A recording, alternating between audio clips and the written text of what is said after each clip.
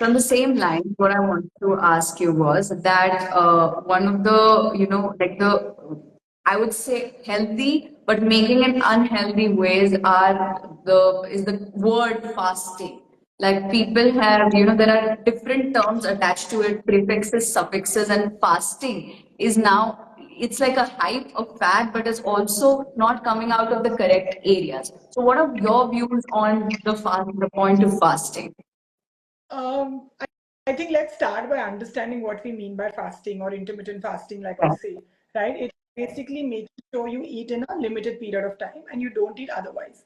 Now, why was that started is even going back to the hunter-gatherer time, we were not meant to, get coffee on the table or have breakfast on the table the first thing.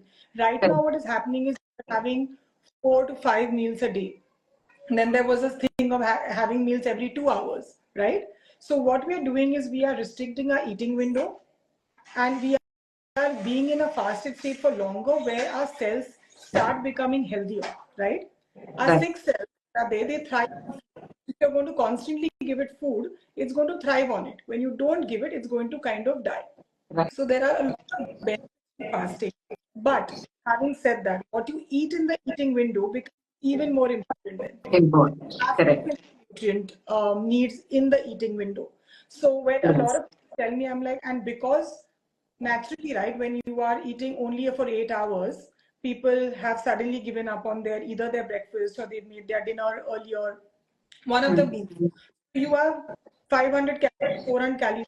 So they see a, and then they're like, Right. oh, I'm using intermittent fasting for weight loss, right? Mhm. So Right. then it's getting negative, because in the eating window, then they're eating things that are not good for them. Then Mhm.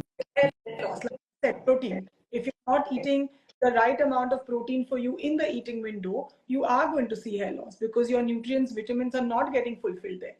So That's then when they came intermittent fasting and me saying, it didn't work for me, I lost so much hair, this happened, that happened. So, people, if not done anything correctly, any method can have its negative prunes. Now, the whole point of to coming back, making sure you're enough, sure, you're eating the right nutrients, making sure you know what suits you. Whether you do it in a fasted state, whether you do it in a non-fasted state. Really, it right. is what works for you and your lifestyle. So, do I give Correct. every person that comes to me an intermittent fasting? Not really. If they have to get up and have breakfast and then go to work and they have a long day at work, what can they carry? And they fast. What is their blood sugar response to fasting? Can their blood sugar drop? So everything needs to be done right. And I do believe in fasting. I'm not saying no for it at all, but done right.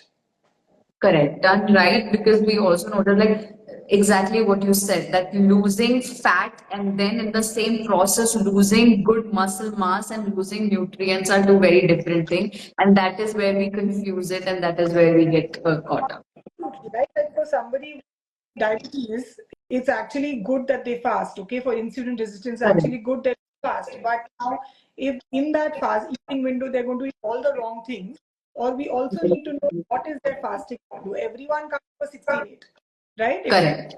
It's like naturally, right? When you have a thyroid condition, when you have everyone's fasting state when they get hungry. So it's really very, very individual with, but these are good methodologies for sure Correct. to